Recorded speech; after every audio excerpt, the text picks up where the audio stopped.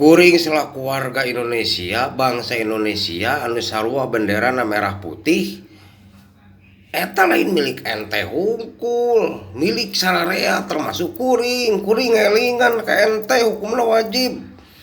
Sabab ente selaku jenderal pensiunan tentara anu sakedeung deui rek pensiun tina hirup pae ente ngagorengkeun jenderal anu ngadukung ka wakil presiden.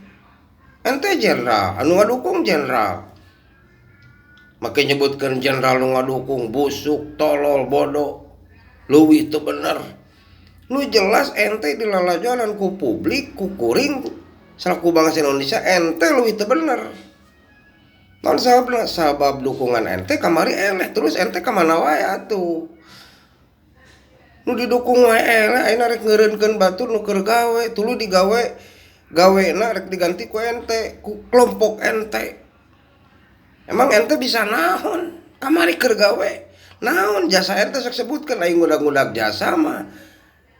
Ente kudu apa? Batur ge boga jasa, tukang macul, tukang tani, tukang rongsokan, tukang dagang, tukang kuli, kabeh ge boga jasa. Guru ngaji boga jasa. Malah guru ngaji mah jasana leuwih ti ente. Ente bisa ngaji ke guru ngaji. Bisa yang inget.